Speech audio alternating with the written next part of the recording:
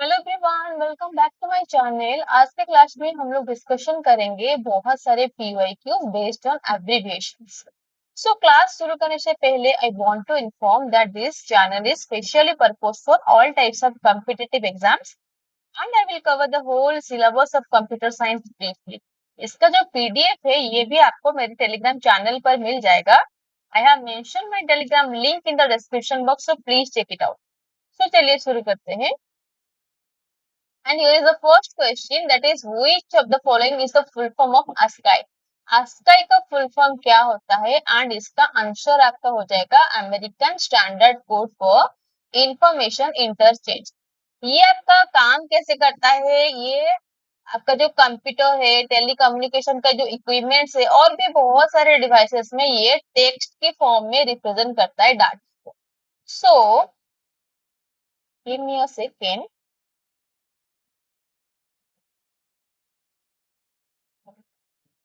So it represents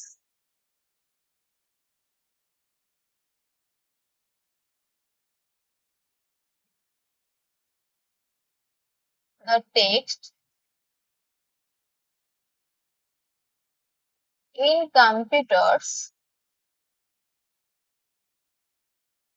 telecommunication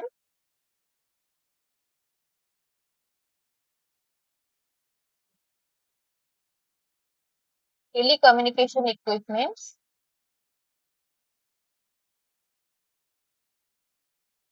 and other devices। Text के form में ये डाटा को रिप्रेजेंट करता है एंड ये क्वेश्चन आपका आया था एसएससी सीएचएसएल का जो मॉर्निंग सेक्शन था वहां पर ये क्वेश्चन आया। Next, okay, so next question is what is the full form of FORTRAN? FORTRAN का फुल फॉर्म क्या होता है? And the answer is formula translation. F O R का मतलब होता है फॉर्मूला, ये क्या होता है? फॉर्मूला, एंड इसका मतलब होता है ट्रांसलेशन। ये नॉर्मली आपका काम कैसे करता है? न्यूमेरिक कंप्यूटेशन के लिए और साइंटिफिक कंप्यूटेशन के लिए ये स्पेशली इसका इस्तेमाल किया जाता है और ये एक general purpose compiled programming language है। तो I am writing here, it is a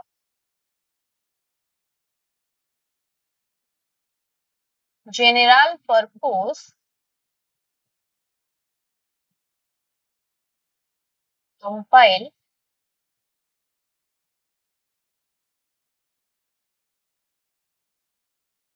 programming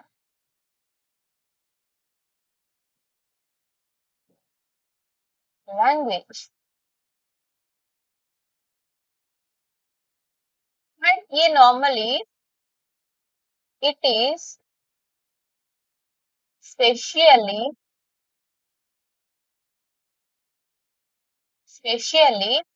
suited for numeric computation and scientific computing। ये आपका नॉर्मली फॉर्मूला ट्रांसलेशन के लिए यूज किया जाता है, साइंटिफिक कैलकुलेशन और न्यूमेरिक कैलकुलेशन के लिए इसको इस्तेमाल किया जाता है। और ये आपका आया था आरआरबी एनटीपीसी का मॉर्निंग सॉरी इवनिंग का जो बैच था 2021 का, यहाँ पर ये क्वेश्चन आया। Next, the next question is in the computer field what does LIFO stand for? LIFO इसका आंसर आपका हो जाएगा last in first out। the answer is 1। so LIFO का मतलब क्या होता है? ये नॉर्मली आपका जो आप डाटा स्ट्रक्चर में इस्तेमाल, डाटा स्ट्रक्चर में आप जो स्टैक पढ़ते हो वहां पर ये लास्ट इन फर्स्ट आउट का कॉन्सेप्ट यूज किया जाता है। नॉर्मली ये अकाउंटिंग प्रिंसिपल में इस्तेमाल किया जाता है। मैं यहाँ पर थोड़ा सा मेंशन कर देती हूँ। इट इज गवर्न बाय और used by generally accepted accounting principles।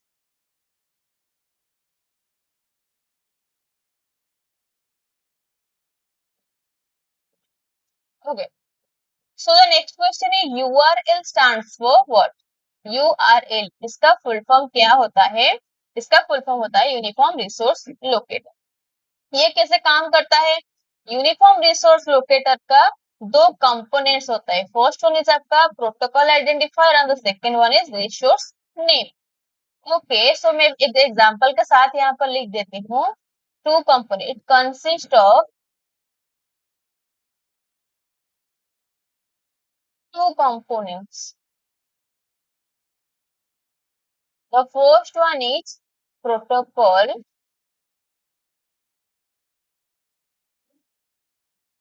identifier and the second one is resource name.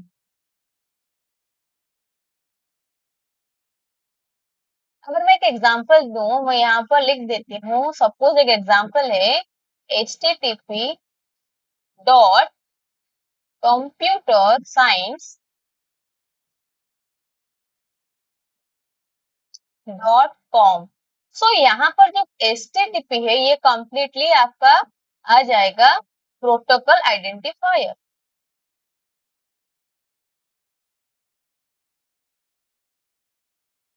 और बाकी का जो कंप्यूटर साइंस .com है ये आपका आ जाएगा resource name. So the next question is in telecom field ISP stand for. ISP का मतलब क्या होता है? इसका मतलब होता है इंटरनेट सर्विस प्रोवाइडर। और इसका क्या काम होता है? ये आपको वेब एक्सेस प्रोवाइड करता है। आपका कोई भी कंज्यूमर हो या फिर कोई बिजनेस का सेक्टर हो, यहाँ पर ये आपको वेब एक्सेस प्रोवाइड करता है। एंड हम लोग बोल सकते हैं it is a set of rules. मतलब राउटिंग एंड एड्रेसिंग, जो पैकेट डाटा का जो पैकेट्स होता है ना, पैकेट को सेंड करने के लिए, राउटिंग प्रोसेस करने के लिए ये एक रूल का इस्तेमाल करता है। मैं यहाँ पर भी लिख देती हूँ। It provides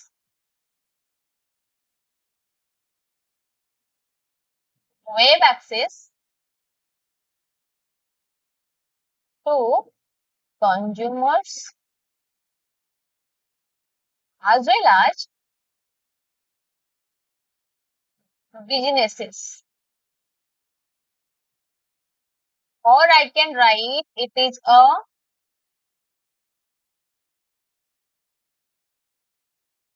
set of rules for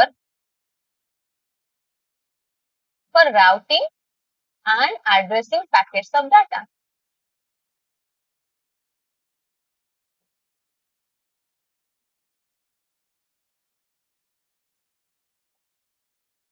okay, so ये आपका जो क्वेश्चन आया था आरआरबी एनटीपीसी का इवनिंग बैच का 2021 का, यहाँ पर ये क्वेश्चन आपका आया। Next, the next question is in the field of computers and internet what does W3C stand for? W3C का मतलब क्या होता है? नॉर्मली हम लोग इसको बोलते हैं जो आपका इंटरनेशनल कम्युनिटी होता है ना, वो जो जहाँ पर बहुत सारे ऑर्गेनाइजेशंस के मेंबर्स होते हैं, ये आपको फुल टाइम एक्सेस प्रोवाइड करता है वेब स्टैंडर्ड्स को डेवलप करने के लिए। और इसका आंसर हो जाएगा वर्ल्ड वाइड वेब कंसोर्टियम। यहाँ पर मैं लिख लेती हूँ, इट इज एन इंटरनेशनल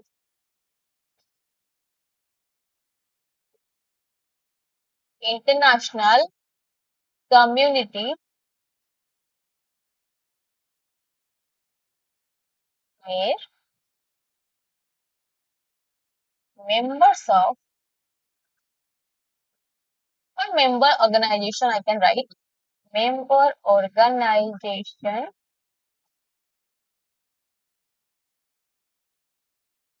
और I can say public workers, जो भी हो, कोई भी पब्लिक वर्क भी यहाँ पर हो सकता है। वर्क्स टुगेदर, कोई भी आपका पब्लिक हो, कोई भी आपका ऑर्गेनाइजेशन हो, ये टुगेदर काम करते हैं टू डेवलप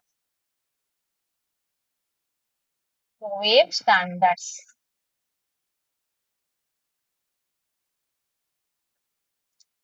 ये स्टैंडर्ड को डेवलप करने के लिए ये एक इंटरनेशनल कम्युनिटी होता है जहाँ पर बहुत सारे ऑर्गेनाइजेशंस के मेंबर्स हो गए, आपके कोई भी पब्लिक हो गए, कोई भी आपका जो ऑर्गेनाइजेशन का फुल स्टाफ हो गए, ये आपका टुगेदर काम करते हैं वेब स्टैंडर्ड को डेवलप करने के लिए। और ये आपका क्वेश्चन आया था आरआरपी एनटीपीसी का मॉर्निंग बैच में 2021 का ये क्वेश्चन है। The next question is, in the computer field, Fortran stands for, Fortran का मतलब क्या होता है? Fortran का मतलब होता है फॉर्मूला ट्रांसलेशन। सो ये आई थिंक ये क्वेश्चन रिपीट हो गया है और ये आपका साइंटिफिक कैलकुलेशन और जो मॉडिफिकेशन होता है न्यूमेरिक कैलकुलेशन और कंप्यूटेशन में इसका इस्तेमाल किया जाता है। The next question is, which of the following is a full form of EBCDIC? इसका फुल फॉर्म क्या होता है? और इसका आंसर हो जाता है extended binary coded decimal interchange code. इसका मैंने मतलब किसे काम ये करता है? It is used to standardize how alpha numeric characters other symbols, ये सब कैसे आपका कंप्यूटर में काम करते, कोई भी एप्लीकेशन में कैसे फंक्शन करता है, ये आपका एक्सेस प्रोवाइड करता है। यहाँ पर भी लिख देती हूँ मैं। ये डेवलप किया गया था आईबीएम के द्वारा इन 1963 में। इट वाज डेवलप्ड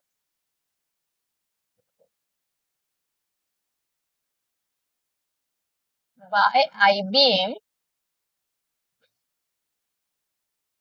इन 1963 और इसका हम लोग इस्तेमाल करते हैं। It is used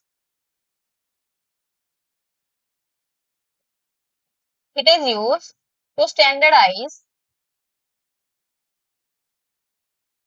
to standardize how alpha numeric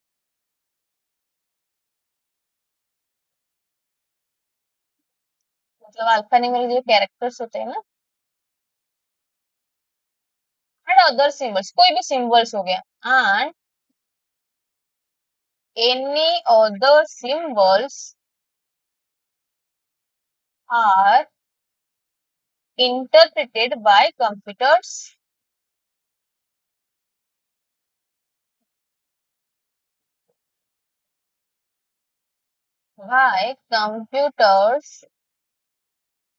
operating system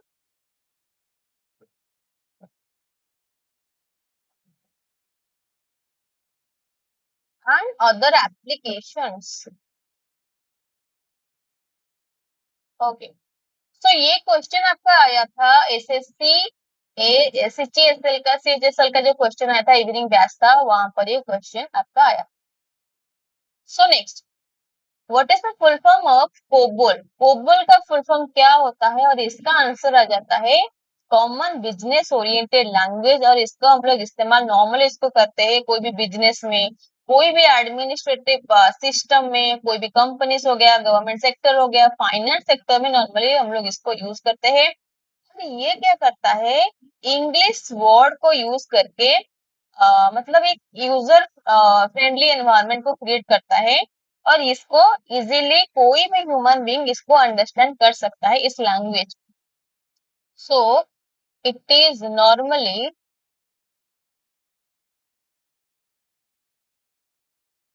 used in finance और बिजनेस एंड कोई भी आपका एडमिनिस्ट्रेटिव सिस्टम्स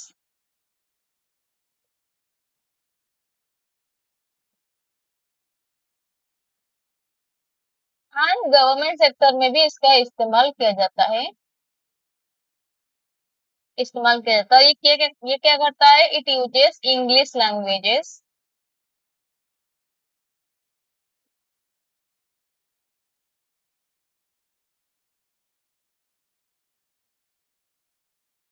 इंग्लिश लैंग्वेज का जो वर्ड्स होते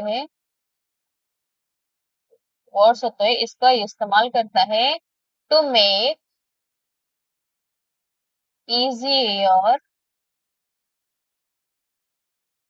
for ordinary यूजर्स।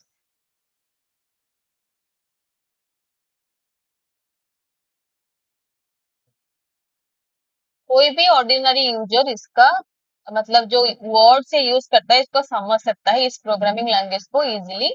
प्रोग्रामिंग तो हाँ, कॉमन बिजनेस ओरिएंटेड लैंग्वेज को इजीली समझ सकता है। So the next question is what does OCR stands for? OCR का मतलब क्या होता है? और इसका मतलब होता है ऑप्टिकल कैरेक्टर रिकॉग्नाइजेशन। और ये एक प्रोसेस होता है। नॉर्मली ये आपका क्या करता है, आपका जो कोई भी इमेज जो कोई भी आपका इमेज हो, मतलब जैसे कि आपका कोई बिल हो गया, कोई रिसिप्ट हो गया, कोई फॉर्म हो गया, इसको ये क्या करता है, मशीन रीडेबल टेक्स्ट फॉर्मेट में कन्वर्ट कर सकता है। और ये नॉर्मली कोई भी आप डाटा को स्कैन करते हो ना, तो ये इमेज फाइल में सेव करके ये रख देता है। तो let me right, it is the process, it is the process that convert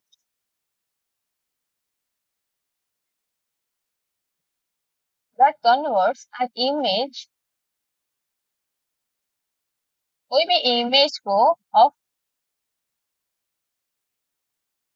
example भी मैं यहाँ पर मेंशन कर लेती हूँ। कोई भी आपका फॉर्म हो गया, रिसिप्ट, बिल, इसको ये क्या करता है, इनटू मशीन रीडेबल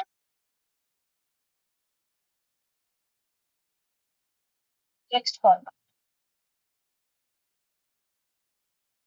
यहाँ पर आप कोई भी मतलब चेंजेस नहीं कर सकते हो, क्योंकि क्योंकि ये इमेज फाइल में सेव कर लेता है, तो वहां पर आप कोई भी चेंजेस तो नहीं कर सकते हो, लेकिन इसको ये रीडेबल कर सकता है जरूर से। और ये आपका क्वेश्चन आया था आरआरबी एनटीपीसी का जो इवनिंग बैच था 2021 का, यहाँ पर ये क्वेश्चन आपका आया था। Next, the next question is what is the full form of CLI in computer terminology? Computer terminology में CLI का मतलब क्या होता है? और इसका आंसर हो गया कमांड लाइन इंटरफेस। नॉर्मली ये क्या करता है, कोई भी यूजर को कंप्यूटर प्रोग्राम मतलब कोई भी कंप्यूटर प्रोग्रामिंग में और ऑपरेटिंग सिस्टम के साथ यूजर को ये कनेक्ट करता है by using a command line interface. Okay, so let me write. It connects a user to a computer program भी हम लोग लिख सकते हैं, और ऑपरेटिंग सिस्टम, कोई भी ऑपरेटिंग सिस्टम के साथ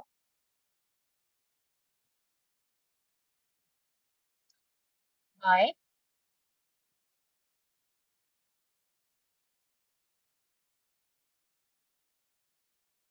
बाय कमांड लाइन इंटरफेस। और ये क्या करता है, कंप्यूटर के साथ इंटरेक्ट करने के लिए कोई भी कमांड को टाइप करके आप कंप्यूटर के जो ऑपरेटिंग सिस्टम होता है उसके साथ आप लोग इंटरेक्ट कर सकते हो, डाटा को इजीली गेट कर सकते हो। सो the next question is in computer terminology ALU stands for, ALU का मतलब क्या होता है? इसका मतलब होता है अरिथमेटिक लॉजिक यूनिट। एंड ये क्या होता है, ये नॉर्मली एक डिजिटल सर्किट होता है जो कि आपका कोई भी अरिथमेटिक लॉजिक ऑपरेशन को परफॉर्म करने के लिए यूज किया जाता है। और नॉर्मली ये आपको जो सीपीयू होता है ना, कंप्यूटर के अंदर जो सीपीयू मतलब कंप्यूटर का जो सीपीयू होता है, ये आपका फंडामेंटल बिल्डिंग ब्लॉक को रिप्रेजेंट करता है। तो यहाँ पर मैं लिख लेती हूँ, it is a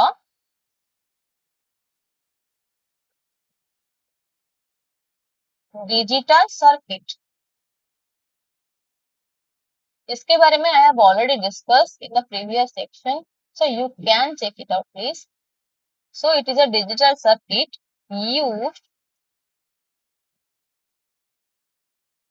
to perform arithmetic and logic operation कोई भी अरिथमेटिक और लॉजिकल ऑपरेशन को ये मतलब परफॉर्म कर सकता है। And it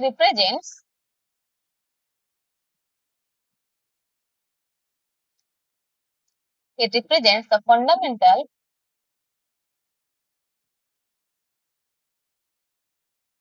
building block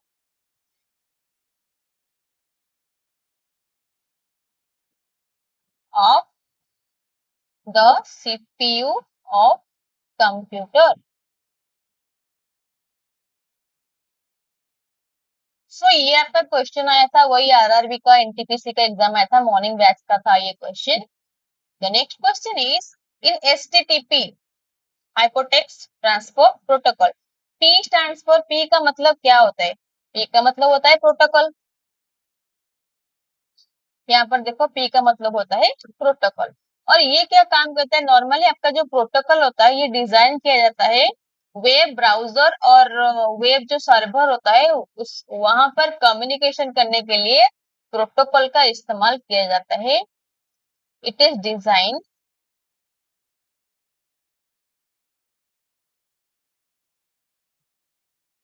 to communicate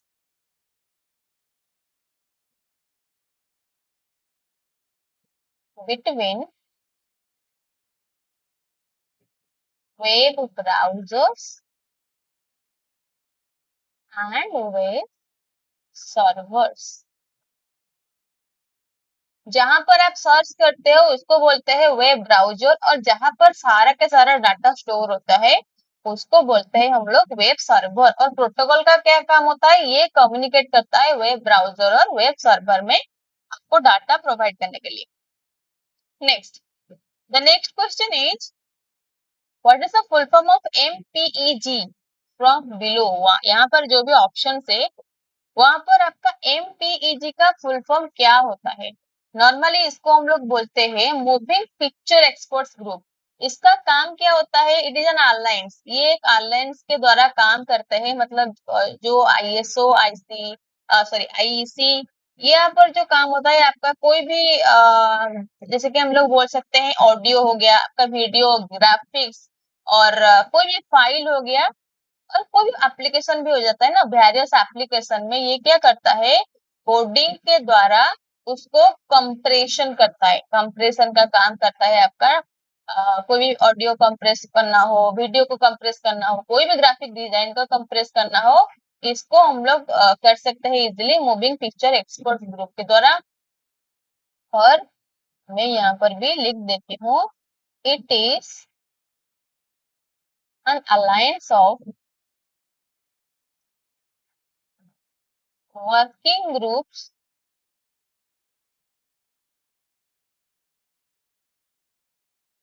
established jointly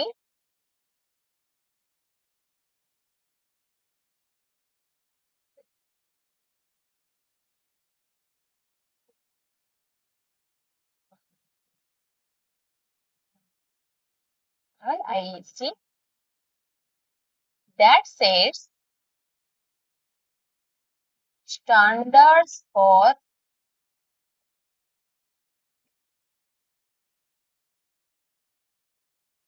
media coding compression।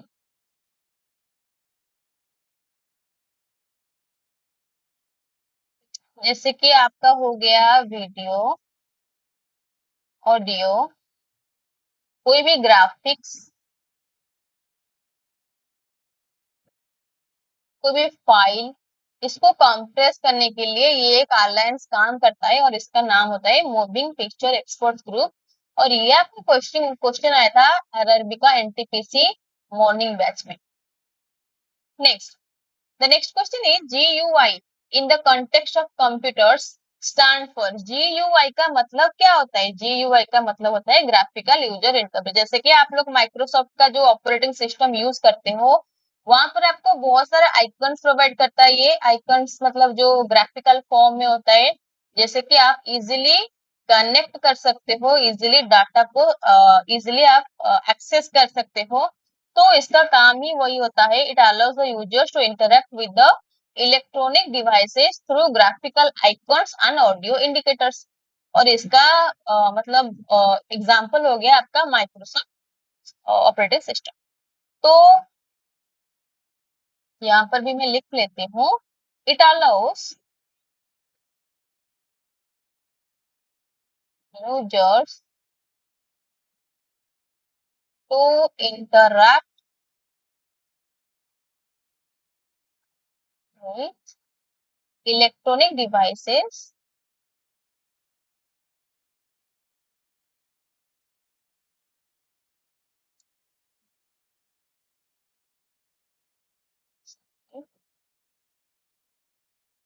through graphical icons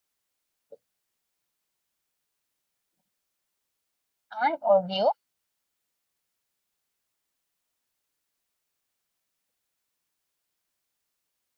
audio indicators. आपका बेस्ट एग्जांपल है माइक्रोसॉफ्ट का ऑपरेटिंग सिस्टम।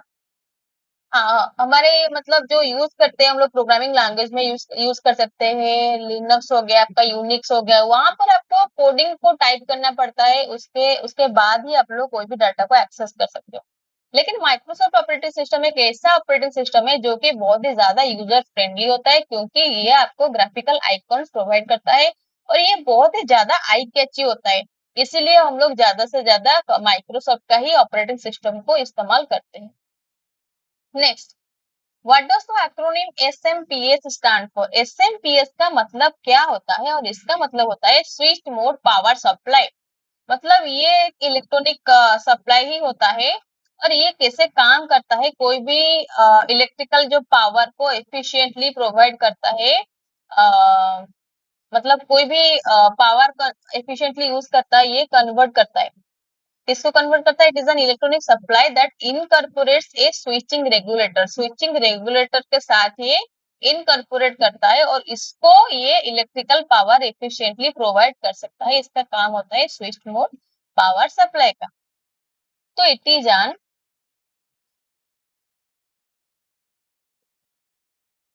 इलेक्ट्रॉनिक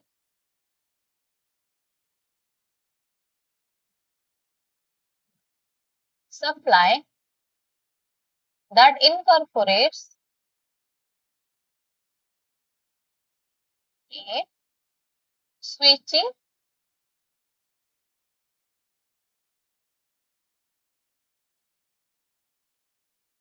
स्विचिंग हम लोग बोल सकते हैं regulator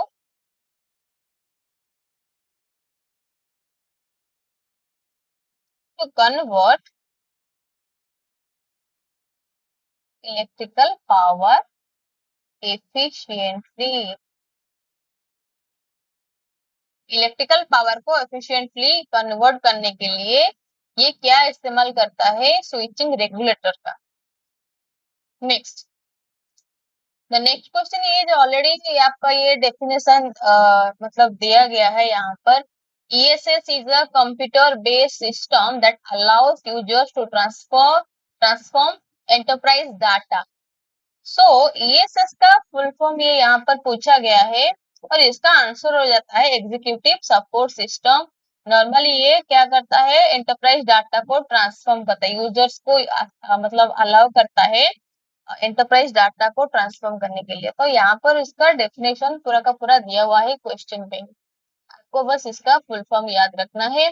so the next question is select the option with the incorrect full form for the corresponding acronyms. यहाँ पर कौन सा गलत है ये हमको चुनना है। तो फर्स्ट आपका आ गया सी डैक। सी डैक का फुल फॉर्म दिया हुआ है यहाँ पर centre for development of advance computing. The next one is CHOGM। यहाँ पर आ गया आपका कॉमनवेल्थ हेड्स ऑफ गवर्नमेंट। यहाँ पर गलत हो गया, यहाँ पर मिनिस्टर नहीं होना चाहिए।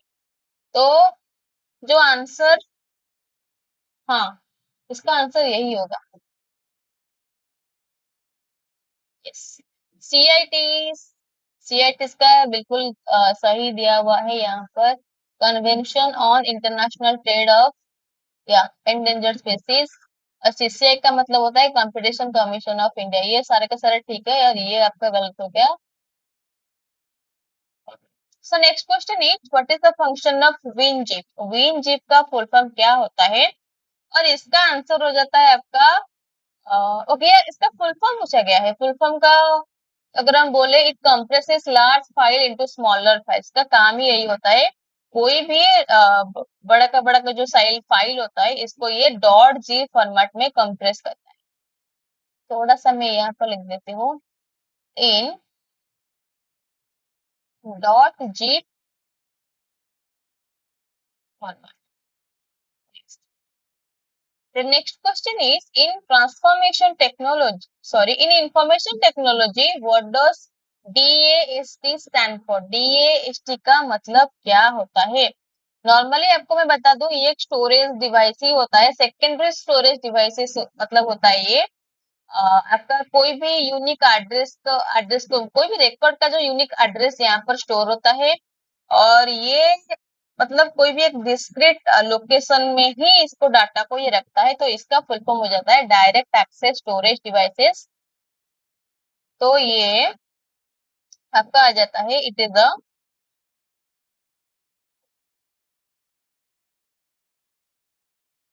Secondary storage device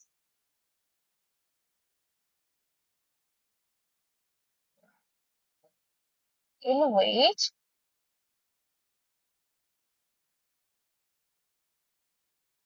each or every physical record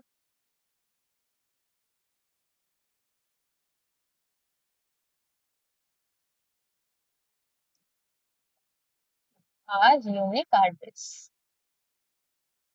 कोई भी रिकॉर्ड का एक यूनिक एड्रेस ये प्रोवाइड कर सकता है। So next, the next question is, what is the full form of VR in computer technology? VR का मतलब क्या होता है? नॉर्मली ये भी एक आपका ग्राफिकल यूजर इंटरफेस ही प्रोवाइड करता है। और ये क्या करता है? नॉर्मली 3D इंटरैक्टिव एनवायरनमेंट को ये क्रिएट करता है। जैसे कि हम लोग हेडफोन यूज करते हैं, स्टेरियो हेडफोन का इस्तेमाल करते हैं, हेड माउंटेड स्टेरियो जो टेलीविजन स्क्रीन का इस्तेमाल करते हैं, कोई भी डाटा ग्लोब्स का इस्तेमाल करते हैं, तो इसको हम लोग बोलते हैं virtual reality. Yes, the virtual reality ही इसको बोलते हैं। और it is a kind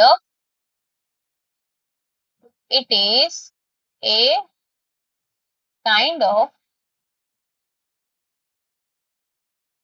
graphical user interface. और ये नॉर्मली आपका क्या करता है? रिप्रेजेंट से कंप्यूटर, यहाँ पर भी मैं लिख देती हूँ, represents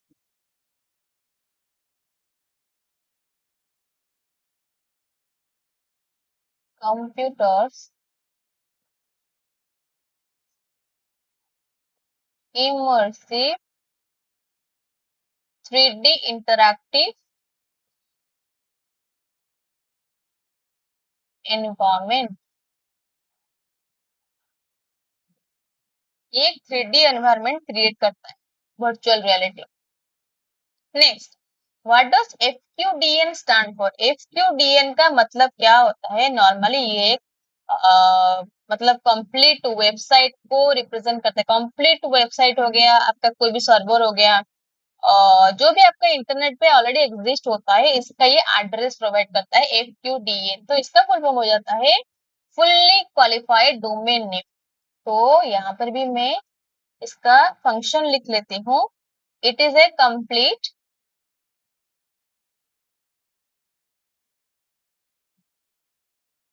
is a complete address और ए वेबसाइट। का वेबसाइट हो गया, कोई भी कंप्यूटर का एड्रेस हो गया, या फिर सर्वर सिमिलर एंटिटी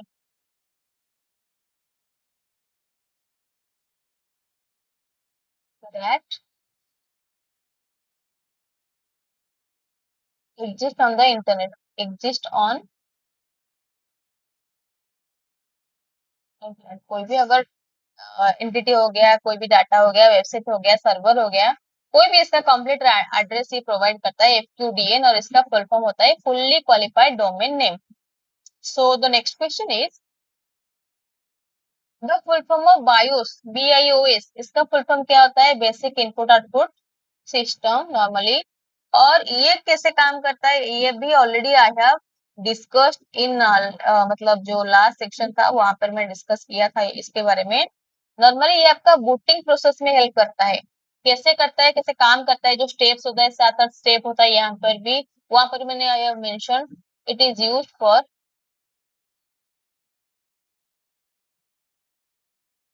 और रेस्पॉन्सिबल यूज और responsible for booting your operating, जो का system, sorry, booting your system.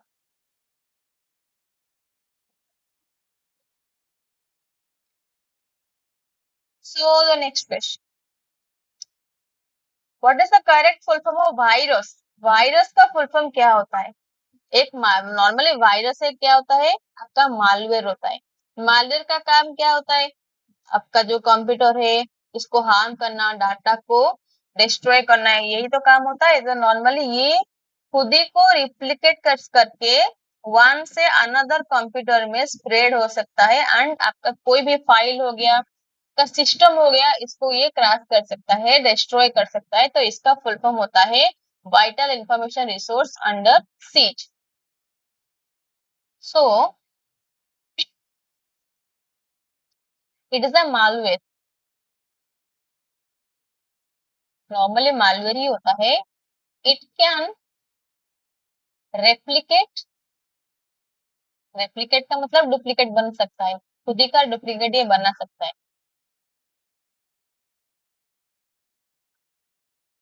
itself and spread from one computer to another computer and affect files and systems. कोई भी सिस्टम्स और फाइल्स को ये affect कर सकता है। और ये जो आपका मालवेयर है, मालवेयर के लिए मैं एक स्पेशल क्लास लूंगी, वहां पर सारे के सारे मालवेयर के बारे में डिस्कशन कर लूंगी। और ये आपका क्वेश्चन आया था आरआरबी एनटीपीसी का इवनिंग बैच था 2021 का, यहाँ पर एक क्वेश्चन आपका आया था। Next, number 25, what is the full form of DPI with regard to digital images? Digital images के अगर हम बात करें तो डीपीआई का मतलब क्या होता है? डिजिट्स या फिर डॉट्स या फिर डाटा या फिर डेसिमल। तो यार इसका आंसर हो गया डॉट्स पर इंच। यस। तो नॉर्मली ये कैसे काम करता है? आपका कोई भी प्रिंटिंग हो गया, कोई भी वीडियो हो गया, इमेज स्कैनर हो गया, तो ये डॉट डेंसिटी को ये मेजर करता है। नॉर्मली अगर हम देखें, सपोज मैं एक लाइन यहाँ पे ड्रॉ करती हूँ, तो इस लाइन पे कितना डॉट्स यहाँ पर रह सकता है, इसको कैलकुलेट करने के लिए मतलब हम लोग डीपीआई का इस्तेमाल करते हैं मेजरमेंट करने के लिए। तो यहाँ पर मैं लिख लेती हूँ, इट इज द मेजर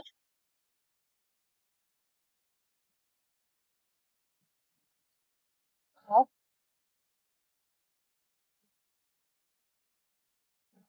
का कोई भी प्रिंटिंग हो गया, स्पेशल प्रिंटिंग हो गया, video, image, image scanner, dot, okay.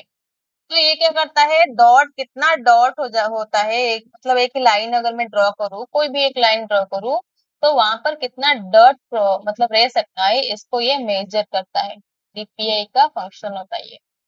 So next, next one is GPRS. GPRS का फुल फॉर्म क्या होता है? नॉर्मली ये कैसे काम करता है? आपका कोई भी मोबाइल या फिर कंप्यूटर यूजर्स को ये इंटरनेट का कनेक्शन, कंटिन्यूस कनेक्शन ये प्रोवाइड करता है। तो इसका फुल फॉर्म क्या होता है?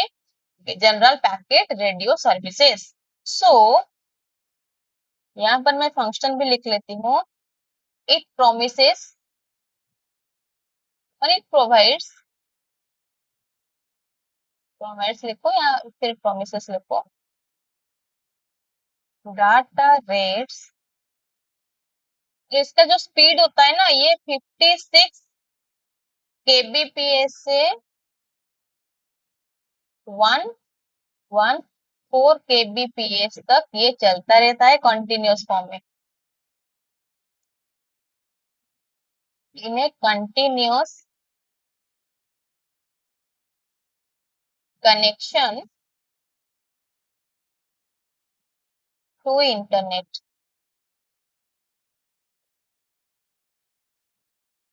और आपका जो mobile phone users, mobile and computer users,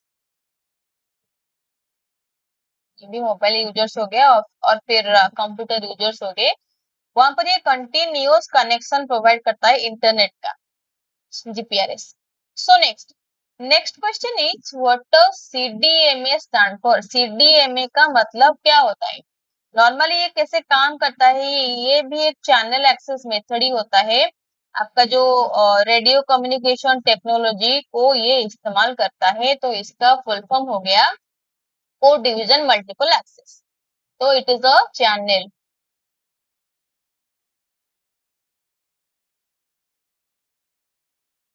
access method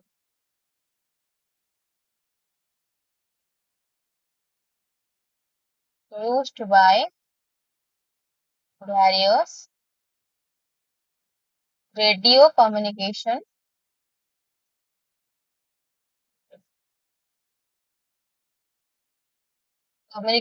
technologies। ये भी रेडियो कम्युनिकेशन टेक्नोलॉजी का द्वारा ये इस्तेमाल किया जाता है और ये चैनल एक्सेस मेथड होता है।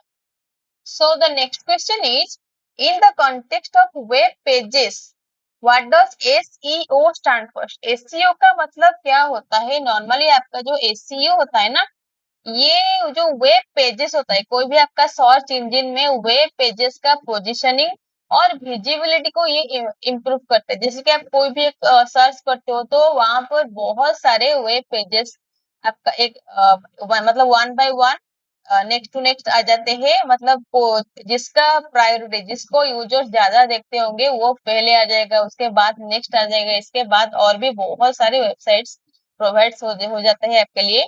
तो ये आपका जो पोजीशनिंग ये सेट करता है एसईओ, एंड ये विजिबिलिटी को भी इम्प्रूव करता है का एसईओ। तो इसका आंसर हो गया सर्च इंजन ऑप्टिमाइजेशन। तो इसका फंक्शन भी मैं यहाँ पर मेंशन कर लेती हूँ।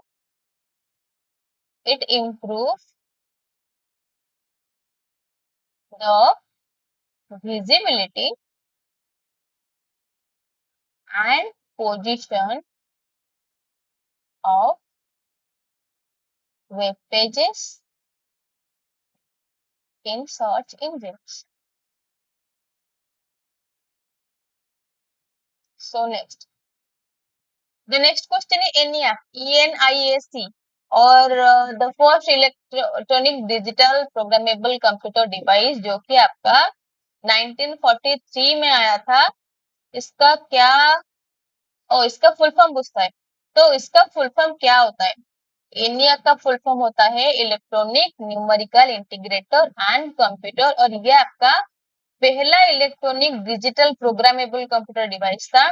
कोई भी बिना डिस्टर्ब किए गए, मतलब बिना हॉल्ट किए हुए, ये आपका जो डिजिटल प्रोग्राम मतलब प्रोग्राम को करने के लिए, मतलब प्रोग्राम को एग्जीक्यूट करने के लिए ये काफी था, और ये पहला कंप्यूटर था, electronic digital programmable computer device था।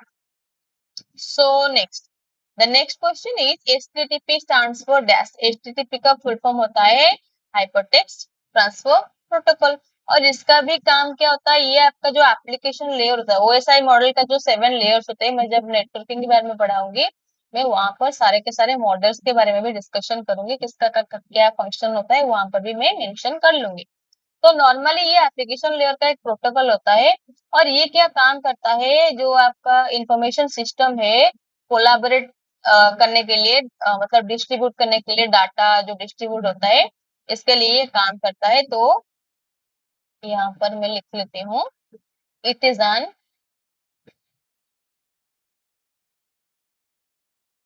Application layer, application layer protocol module.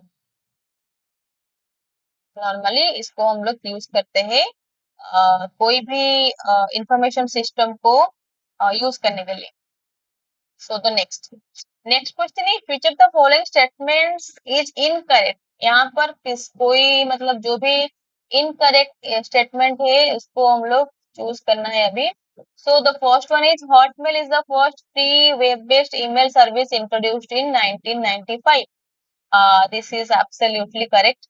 The second one is the first computer in India was installed in Indian Statistical Institute, Kolkata. ये भी आपका करेक्ट है। Windsurf is recognized as one of the fathers of internet. ये भी correct है। So the answer is option D. In internet terminology, IP means internet protocol होता है। internet practice कोई भी मतलब कुछ भी नहीं है यहाँ पर internet protocol होता है। So the answer is last number D. Next question है आपका in the domain of computers and internet what is the full form of URL, uniform resource locator. तो इसका क्या फंक्शन होता है? नॉर्मली ये एक यूनिक आइडेंटिफायर होता है रिसोर्स को लोकेट करने के लिए, मतलब इंटरनेट में रिसोर्स को लोकेट करने के लिए ये आइडेंटिफायर के जैसे काम करता है। और नॉर्मली इसको हम लोग बोलते हैं वेब एड्रेस। यूआरएल का मतलब होता है वेब एड्रेस। मैं यहाँ पर लिख लेती हूँ it is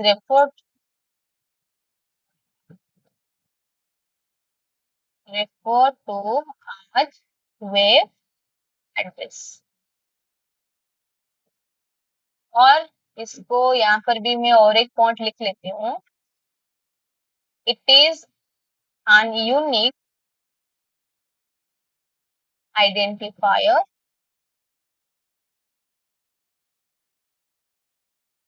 used to locate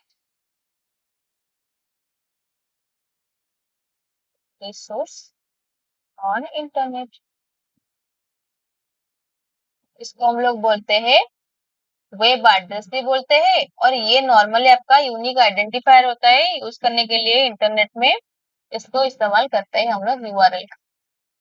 next, what does worm, WORM, worm का मतलब क्या होता है? Write once and read many. तो नॉर्मली ओके, तो यहाँ पर मैं लिख लेती हूँ नॉर्मली ये कैसे काम करता है। ये भी एक ऑप्टिकल स्टोरेज टेक्नोलॉजी ही होता है। एक बार अगर आप लिख दो तो रिपीटेडली आप इसको डाटा को रीड कर सकते हो। तो it is an optical storage technology that allows a disk to be written once। कोई भी डाटा को हम लोग एक बार लिख सकते हैं but can be read many times.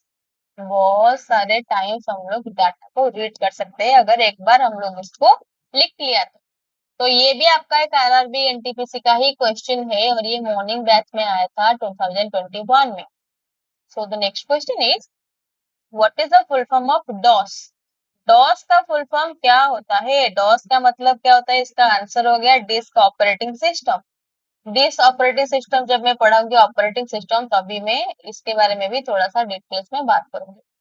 So next one is what is the full form of RDRAM? RDRAM का मतलब क्या होता है? RDRAM मतलब इसका जो फुल फॉर्म है ये आपका गया रैम्बोस डायनेमिक रैंडम एक्सेस मेमोरी। तो ये भी एक रैंडम एक्सेस मेमोरी ही होता है और ये कैसे काम करता है? पेयर्स में काम करता है। डाटा को भी डाटा का जो मतलब क्लॉक सिग्नल भी ऑपरेटिंग सिस्टम में भी में ही है। इसका जो कोर्स मतलब जो क्लास है ऑपरेटिंग सिस्टम में भी मैं बहुत सारे डिस्कशन करने वाली हूँ और ये आपका पेयर्स में काम करता है। तो बस इतना ही याद रखना है ये पेयर्स में काम करता है। It uses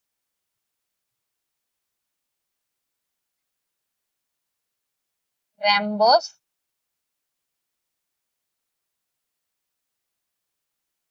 memory module technology,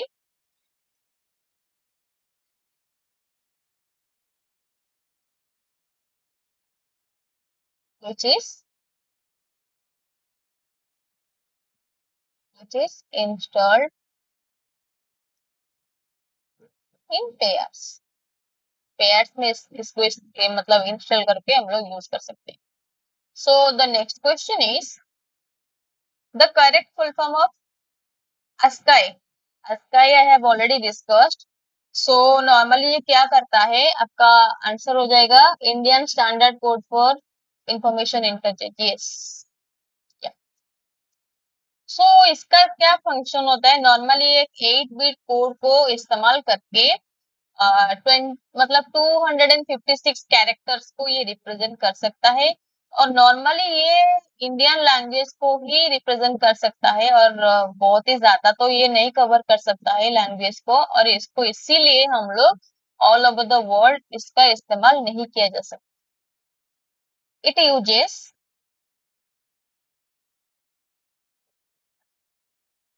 8 bit code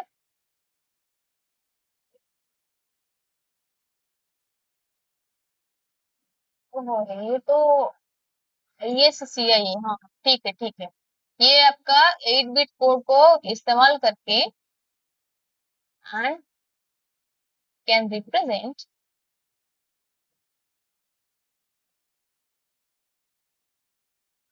250 character 56 characteristics मतलब characters.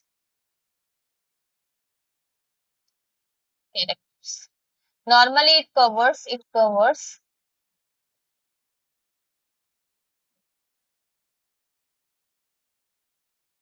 only limited Indian languages.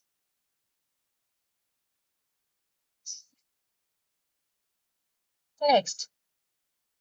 The next question is which of the following is an incorrect pair of abbreviation and its full form? So first one is DBMS, that is database management system. This is absolutely correct. So the next one is URL, that is uniform resource locator, no? Yeah. Uniform resource. RESOURC. Resource locator.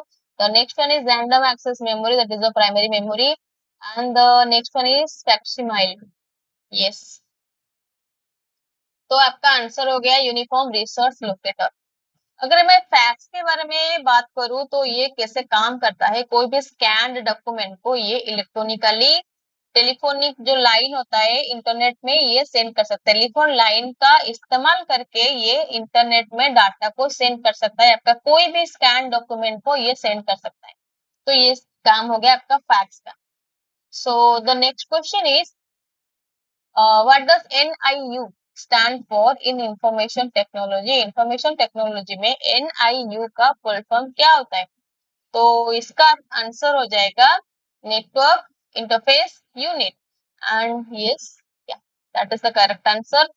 And ये कैसे काम करता है, आपका कोई भी मतलब network जो कंप्यूटर्स होते हैं ना, कोई भी एक नेटवर्क कंप्यूटर को अनदर मतलब आउटसाइड नेटवर्क के साथ कनेक्ट करने के लिए हम लोग NIU का इस्तेमाल कर सकते हैं, क्योंकि it acts as an interface.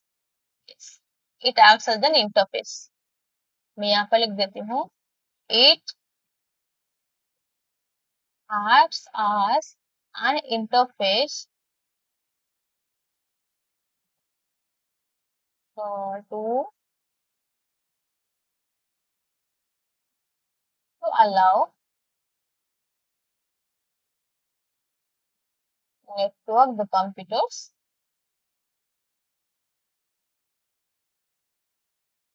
to connect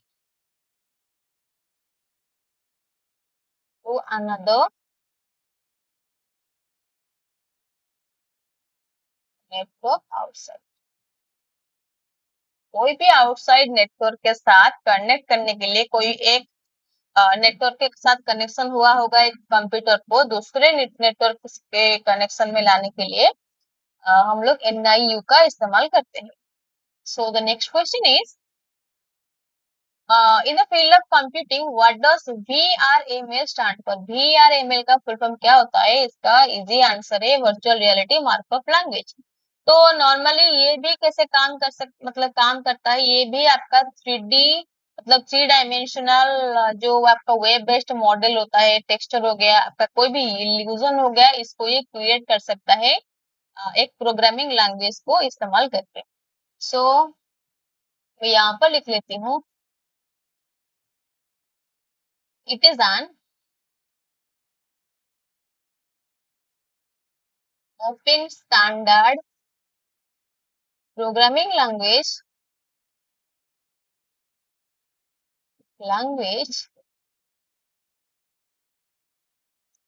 that creates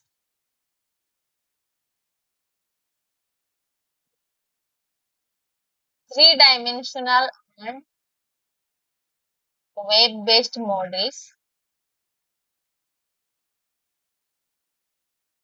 web-based models, texture, illusions, etc.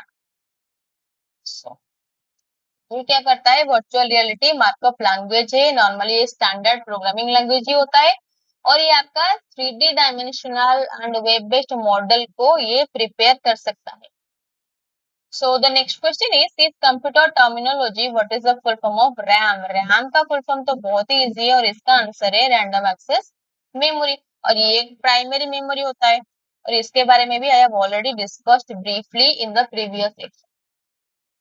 So the next question is what is the full form of TCP/IP with reference to internet protocol? Internet protocol के reference में अगर हम देखते तो TCP/IP का full form क्या होता है? TCP/IP का फुल फॉर्म नॉर्मल होता है transfer control protocol and internet protocol. So इसको भी हम लोग कम्युनिकेशन मतलब जो नेटवर्क डिवाइस में जो इंटरकनेक्ट करने के लिए इंटरनेट के द्वारा हम लोग TCP/IP का ही इस्तेमाल करते हैं। सो let me write here. It is used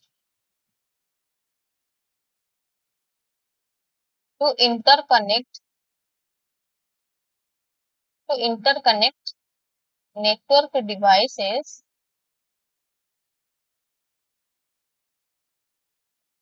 on internet. Simple. Internet की मदद से कोई भी नेटवर्क डिवाइसेस को के माध्यम से इंटरकनेक्ट करने के लिए TCP/IP का ही यूज किया जाता है। और ये आपका क्वेश्चन आया था एसएससी दिल्ली पुलिस का एक क्वेश्चन आया था मॉर्निंग का बैच में 2020 में। तो ये आपको जरूर से याद करके ही एग्जाम में जाना है, ये आपको बहुत ही ज्यादा हेल्प करने वाला है।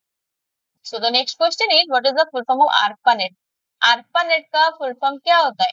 नॉर्मली इसका फुल फॉर्म होता है advance research project agency network. ये पहली बार ये जो आपका यूएसए के द्वारा ही इस्तेमाल किया गया था एंड ये 1969 में या 1969 में इसको पहली बार इस्तेमाल किया गया था।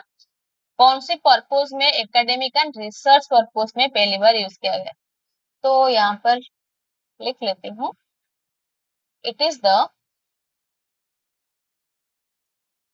First hit switch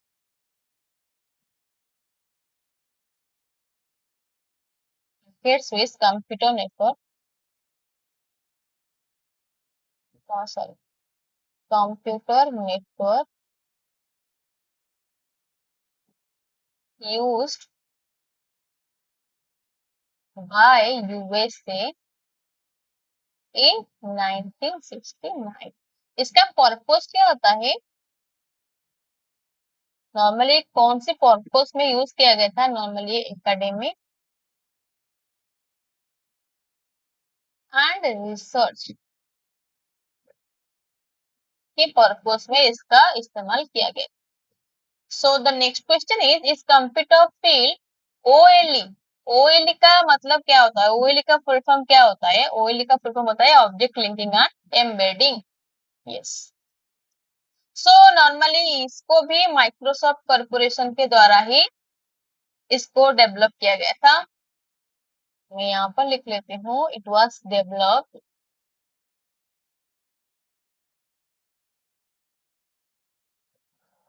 bye Microsoft Corporation. Okay, so ये आपका क्वेश्चन आया था आरआरबी एनटीपीसी का इवनिंग बैच था 2020 में, ये क्वेश्चन आया था। Next, DNS stand for, DNS का मतलब क्या होता है? Very simple, that is domain name and system. Domain name system ही इसका फुल फॉर्म होता है। और ये नॉर्मली क्या काम करता है? आपका जो ह्यूमन रीडेबल डोमेन जो नेम होता है इसको ट्रांसलेट करता है। डोमेन नेम सिस्टम का काम ही वही होता है, it translate the human readable domain names. कोई भी अगर हम लोग नंबर्स या फिर मतलब नंबर्स को तो हम लोग याद कर ही नहीं सकते। आपका कोई भी देखो, आपके मोबाइल में बहुत सारे फोन नंबर्स होंगे लेकिन आपको दो तीन या चार पांच ही नंबर याद होंगे, क्योंकि हम लोग नंबर्स को इतनी जल्दी यूज नहीं मतलब याद नहीं कर सकते, तो हम लोग क्या करते हैं, नेम की फॉर्म में उसको सेव कर लेते हैं। तो इसका भी वही काम होता है, डोमेन नेम सिस्टम। कोई भी अगर हम लोग नंबर्स में डाटा को सर्च करेंगे तो हम लोगों को याद भी नहीं रहेगा कि किसको हम लोग सर्च करें। लेकिन हम लोग अगर जैसे कि अगर मैं सर्च करूँ www.cs.in और cs.com, कोई भी अगर हम सर्च करूँ तो मैं इजीली इसको फाइंड कर सकती हूँ। अगर मैं सर्च करूँ 112.234 ऐसे अगर मैं सर्च करूँ तो मैं डाटा को फाइंड करने के लिए मुझे मुश्किल हो जाएगा। तो इसके लिए डीएनएस का इस्तेमाल किया जाता है। ये क्या करता है आपका, it translates human readable, sorry, human readable domain names.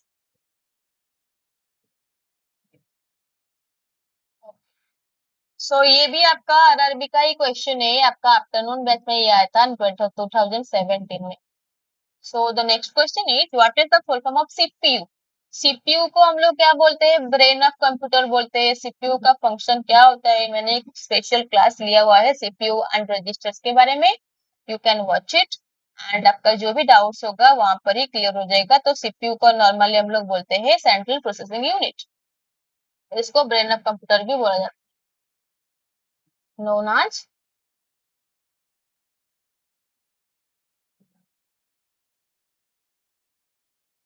Brain of computer. Okay, so next question is, what do you call a key on a computer keyboard that is used to move a pointer cursor around the screen? आपके जो computer screen होता है ना, वहां पर आप जो cursor को मूव करते हो तो कर्सर को हम लोग क्या बोलते हैं? बहुत ही इजी है, इसका आंसर है नेविगेशन की, नेविगेट करने के लिए, मूव करने के लिए हम लोग यूज करते हैं कर्सर का। सो कर्सर या देखो, और ये इतना इजी क्वेश्चन है, और ये अभी आपका जो एसएससी सीएचएसएल है मॉर्निंग बैच का आपका 2021 में ये क्वेश्चन आया था, बहुत ही ज्यादा इजी क्वेश्चन है। सो the next question is, normally Corti keyboard has dash number of keys, कितना नंबर ऑफ की होता है आपका जो क्वार्टी कीबोर्ड है? आप लोग जो कीबोर्ड इस्तेमाल करते हो वहां पर आपका नंबर्स ऑफ कीज होते हैं 104। ओके, ये बस आपको याद ही रखना है, इसमें ज्यादा कोई परेशानी होने वाली बात ही नहीं है। सो the next question is, which of the following keyboard shortcuts, keyboard का जो शॉर्टकट है, मैंने एक स्पेशल क्लास भी लिया हुआ है, प्लीज चेक इट, तो आपका सारा का सारा डाउट भी क्लियर हो जाएगा। तो इसमें पूछा गया है, which of the following keyboard shortcuts is used to run spelling and grammar check in MS Word 2010? 2010 का जो एमएस वर्ड यूज कर रहे थे, तो वहां पर स्पेलिंग और ग्रामर चेक करने के लिए किसका इस्तेमाल किया गया था? और इसका जो आंसर है आपका F7। देखो, तो मैं यहाँ पर लिख लेती हूँ F1 को हम लोग, मतलब यहाँ पर मैं थोड़ा सा रिकॉल कर लेती हूँ। F1 हम लोग यूज करते हैं, it opens the help screen, it opens the help screen,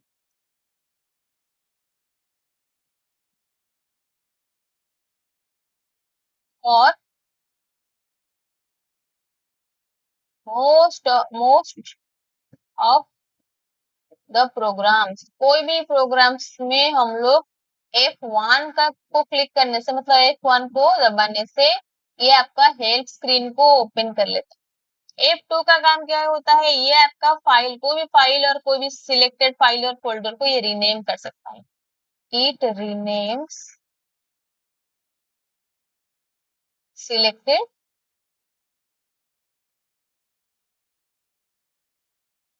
file और फोल्डर। एंड ये तो आपका हो गया स्पेलिंग चेक करने के लिए। It checks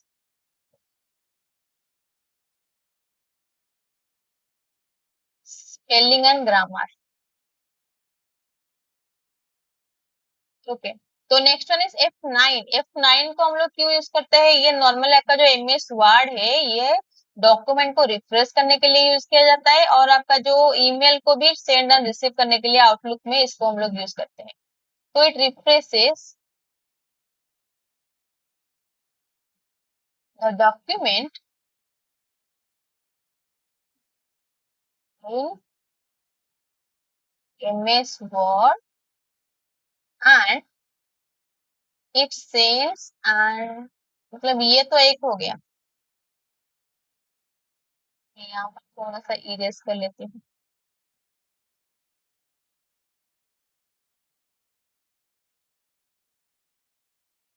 Okay.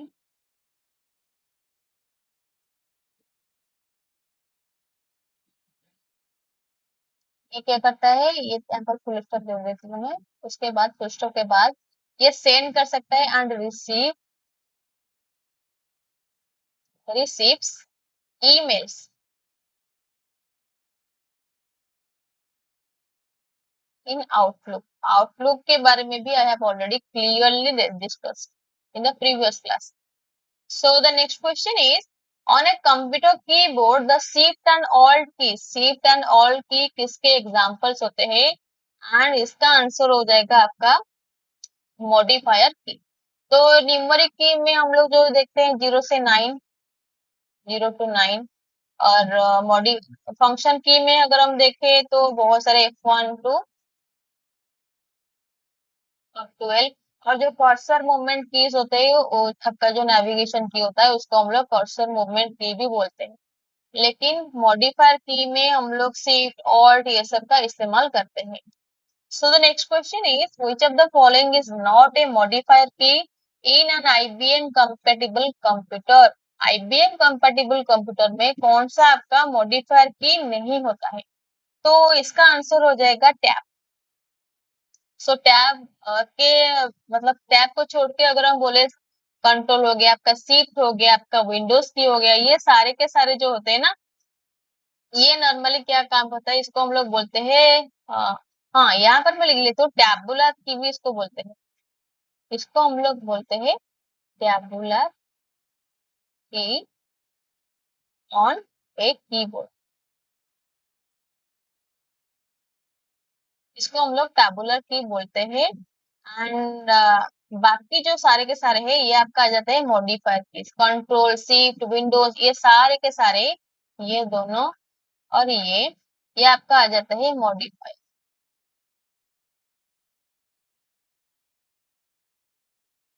Modifier case. लेकिन टैब की आपका कंपेटेबल कंप्यूटर में, IBM का जो कंपेटेबल कंप्यूटर में वहां पर यूज नहीं किया जाता है, लेकिन मॉडिफायर के सारे के सारे यूज किए जाते हैं। So the next question is, function key dash in a Windows keyboard can perform several functions.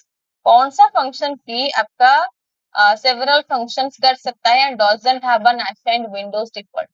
इसका क्या आंसर हो जाएगा, इसका आंसर हो जाएगा सी, F8।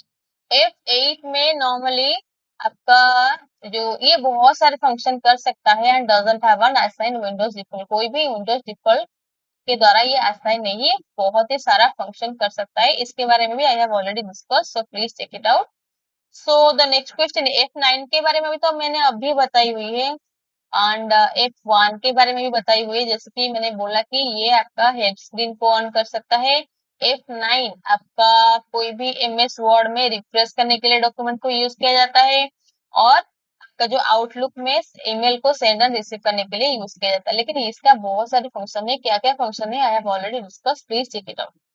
So the next question is, escape key in a Windows keyboard is not used. Escape key को किसके लिए हम लोग यूज नहीं करते हैं, एंड इसका आंसर हो जाएगा Ron is selected command.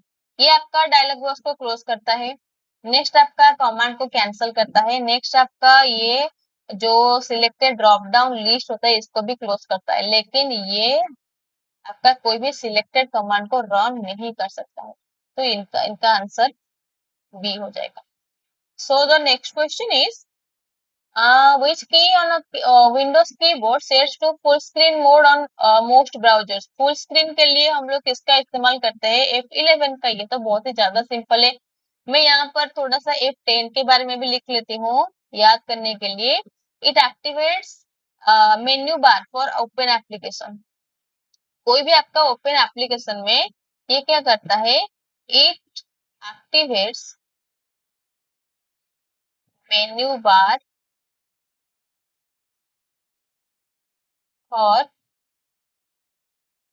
Any open application. और अगर मैं देखूं F12 क्या काम करता है? नॉर्मली ये एमएस वर्ड में save as dialog box open करता है। It opens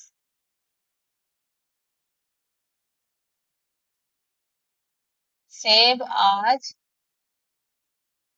dialogue box in MS Word में ये सेव एज डायलॉग बॉक्स को ओपन करता है आपका F12। लेकिन F11 का क्या काम होता है? ये आपका जो भी फुल स्क्रीन मोड होता है, कोई भी ब्राउजर में ये फुल स्क्रीन मोड को ऑन करता है आपका F11। और F1 के बारे में भी आई हैव ऑलरेडी मतलब आज की क्लास में मैंने 2-3 बार डिस्कस किए हुए हैं। Next, so the next question is how many functions keys are present on a standard PC keyboard? ये तो बहुत ही ज्यादा इजी है। और ये आपका आया था एसएससी सीएचएसएल का जो मॉर्निंग बैच था आपका 2020 का, वहां पर ये क्वेश्चन आया था और इसका आंसर हो जाएगा आपका 12। F1 से F12 तक बहुत सारे फंक्शन भी होता है इसका। आई हैव ऑलरेडी डिस्कस्ड, मैंने अभी बहुत सारे डिस्कस किया हुआ है, तो आप लोग देख सकते हैं। Next, which of the following shortcut key is used to save a file in MS Word 365? तो सेव करने के लिए हम लोग किसको यूज करते हैं? ये तो बहुत ही ज्यादा इजी है, Ctrl+S।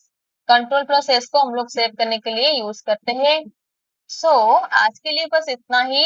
आज के लिए मैंने बहुत सारे क्वेश्चन डिस्कस कर लिया है और मैं नेक्स्ट क्लास में भी और भी बहुत सारे क्वेश्चन डिस्कशन करने वाली हूँ, शॉर्टकट कीज के बारे में, कंप्यूटर जनरेशन के बारे में, और बहुत सारे प्रैक्टिस क्वेश्चंस भी मैं लेकर आने वाली हूँ। तो प्लीज गाइस जस्ट चैनल को सब्सक्राइब कर लीजिए और इस चैनल को ज्यादा से ज्यादा शेयर भी कर लीजिए।